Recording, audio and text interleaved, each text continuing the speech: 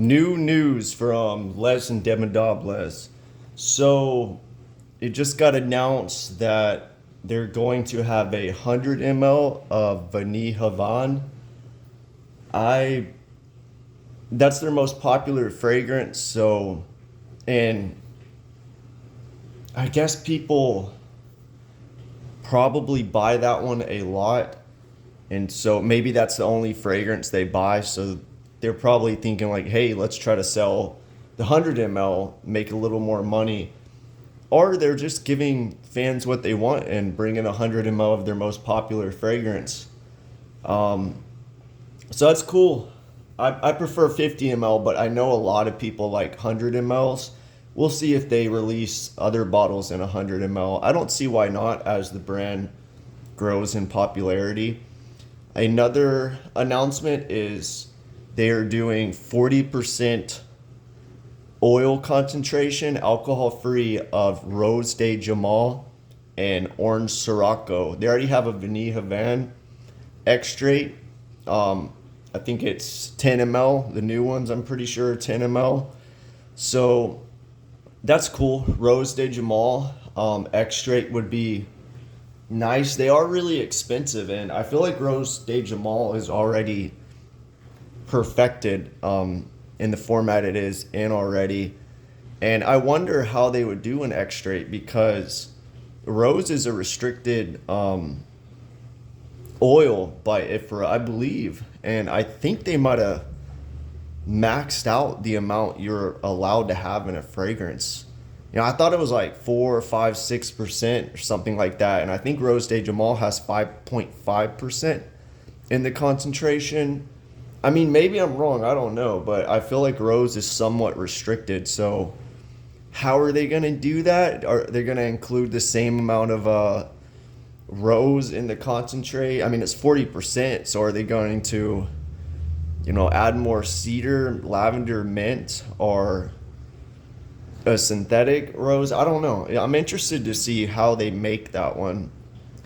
And then Orange Sirocco, I'm surprised they're doing the extrait on that. Maybe because it's new and it's selling really well because it's new. But I mean, it's the most mass appealing fragrance they got, I would say.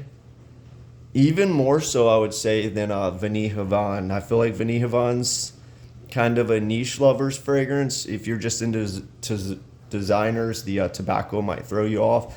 But Orange Sirocco, I mean, it smells like a high quality designer, like a blue fragrance. To me, the more I smell it, the more I like it. With Les Indemodables, I feel like often the more I smell them, they might seem simple in composition, but I grow to like them just because the quality is so high.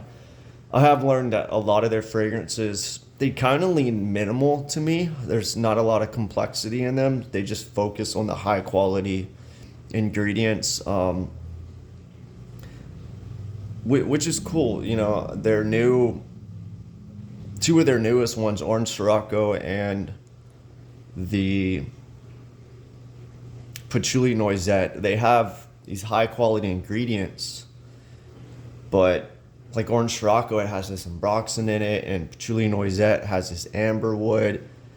And I don't know, I wish they went like all high quality, but maybe they're trying to make them more long lasting because the older Les Indemodables are not the longest lasting. So maybe they're trying to make them longer lasting by including high quality ingredients, but also including those long lasting synthetic ingredients. And the best news from Les Indemodables is they have a new fragrance coming out. I think he said it's different, it's interesting, and his face was kind of like he just smelled a challenging fragrance. So I'm just speculating here. I wonder if they're doing a more challenging fragrance like an animalic, since they just went more mass appealing with the last fragrance. They don't really have a big animalic. I mean, you could say the Amber Supreme, their ambergris was an animalic. You could say the Mus de Sables is an animalic in a way, but I mean, they don't have anything with straight Hyraceum or Gastorium, um, Civet or anything. And I feel like, they're into vintage fragrances. They like old school Guerlains and Chanels. So, that would fit nicely into the brand. Would it be the most mass appealing and bestseller like what they've been releasing? Probably not, but I would imagine they would want to release an animalic at some point. Other speculations for the new fragrance, it could be a lavender. I remember somebody in one of their interviews asked about lavender, and they kind of smiled and said, "We'll see what's coming in the future." So lavender, they could do one. They already have the Fougere, the tuberose one with lavender. They have the Rose de Jamal with lavender, but there's nothing lavender centric in the brand so far. So it could be a lavender.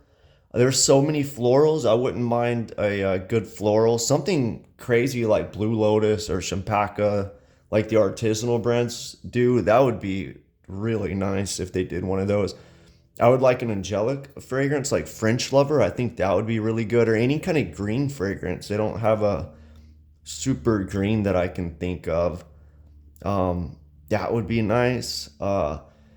I could see them doing maybe something spicy. They don't really have like a super spicy fragrance,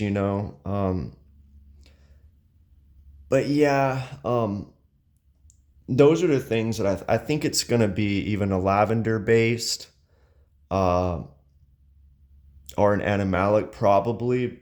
They just did a floral, so I don't know if they would do another floral.